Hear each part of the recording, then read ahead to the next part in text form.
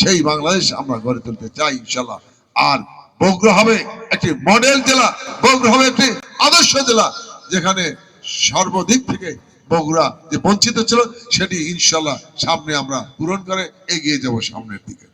সেখানে আপনাদের সহযোগিতা দরকার। আমার প্রিয় নেতা নেতৃবৃন্দ যারা রয়েছেন, আমার মা বোনেরা যারা রয়েছেন, আমি বলতে চাই আপনাদের একটু বেশি বেশি করে পরিশ্রম করতে হবে, কাজ করতে হবে, ইনশাআল্লাহ বিজয় আমাদের সুনিশ্চিত। আমরা চাকরি থেকে বঞ্চিত হয়েছি, প্রমোশন থেকে বঞ্চিত হয়েছি, আমরা সর্বদিক থেকে বঞ্চিত হয়েছি। আমাদের অনেক কাজ করতে হবে। এই অনেক কাজ করার জন্যই হয়তো আমাদের মহান নেতা, আমাদের প্রধানমন্ত্রী যারা তারেক রহমান আমাকে বেছে নিয়েছেন। তা আমি আপনাদের অনুরোধ করব, তারেক রহমানের যে আশা, তারেক রহমানের যে আকাঙ্ক্ষা, তারেক রহমান যেটা চায় আমরা যেন সেটি পূরণ করতে পারি। বগুড়ার মানুষের দিকে অনেক বাংলাদেশের প্রত্যেকটা লোক তাকিয়ে থাকে, শুধু বাংলাদেশ না, বাংলাদেশের বাইরের লোকও তাকিয়ে থাকে বগুড়া কি হয় কামনা করে। এবং আপনাদের সাথে আমারও দেখা হবে ইনশাআল্লাহ। আপনাদের নিয়ে গণসংযোগ করব, আপনাদের নিয়ে মিছিল মিটিং করব। আমরা দীর্ঘদিন পরে আমরা পেয়েছি, আমরা আন্দোলন করেছি, সংগ্রাম করেছি, পুলিশের দাবারের উপরে চলেছি, এটাই ছিল আমাদের নিত্য দিনের আমাদের খেলা। সেখান থেকে আল্লাহ পাক স্বৈরাচারের পতনের একটি দিন নির্ধারণ করে দিয়েছিল বাংলাদেশের মানুষ আন্দোলনের মাধ্যমে, তাকে বাংলাদেশ থেকে হটিয়ে দিয়ে নতুন বাংলাদেশ পেয়েছে। এবং নতুন বাংলাদেশে একটি নতুন নির্বাচন হবে। সেই নির্বাচনের জন্য আমাদেরকে অপেক্ষা করতে হয়েছে 1.5 বছর। 1.5 বছরের মাথায় একটি নির্বাচন হয়েছে, অতীতের সকল রিপোর্ট ভঙ্গ করে সর্বকালের সবচেয়ে একটি সেরা নির্বাচন হয়েছে। যে নির্বাচনে একজন রাজনৈতিক দলের কর্মী আর এক রাজনৈতিক দলের কর্মীর একটা থাপ্পড় পর্যন্ত মারতে হয়নি। এরকম একটি রক্তপাতহীন নির্বাচন, একটি শান্তির নির্বাচন বাংলাদেশের মানুষ কখনো দেখে নাই।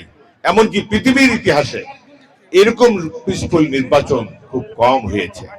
এমন একটি নির্বাচনে বাংলাদেশের মানুষ বিপুল পরিমাণ ভোটের মাধ্যমে বিএনপিকে ক্ষমতায় নিয়ে এসেছে। আমাদের মহান নেতা জনাব তারেক রহমানকে আজকে প্রধানমন্ত্রী হিসেবে তাকে আসনে অলংকৃত করেছেন। আমি কৃতজ্ঞতা জানাই, শুকরিয়া জানাই, আপনাদেরকে ধন্যবাদ জানাই। বগুড়া সদরের সম্মানিত ভোটার ভাই ও বোনেরা, আপনারা আপনাদের হৃদয়ের সকল ভালোবাসা দিয়ে ধানের শীষকে নির্বাচিত করে আমাদের হৃদয়ের মানুষ বগুড়ার সন্তান তারেক রহমান প্রধানমন্ত্রী হয়েছেন। উনি ঢাকা আসন রেখে সদর আসন উনি ছেড়ে দিয়েছেন। এই আসনে জিয়া পরিবার থেকে আসার কথা, কিন্তু বগুড়াবাসীকে সম্মান দেখিয়ে, আপনাদের ভোটকে সম্মান দেখিয়ে জনাব রেজাউল করিম বাদশাকে, লোকাল প্রার্থীকে এখান থেকে নমিনেশন দিয়েছেন। সাথে বন্ধুরা আমার, এটা আমাদের গর্ব এবং সম্মানের বিষয়। কারণ এমপি আমাদের হাতের মানুষ, কাছের মানুষ, ভালোবাসার মানুষ। বাদশা ভাইকে চিনে না বগুড়ার এমন কোন মানুষ নেই, যাকে আমরা শিববাটিতে গেলেই সকাল 9টায় গেলে আমরা তার সাথে কথা বলতে পারবো, আমাদের সমস্যার সমাধান করতে পারবো, তার কাছে আমরা সুখ দুঃখের কথা বলতে পারবো। এটা কিন্তু কম গর্বের না।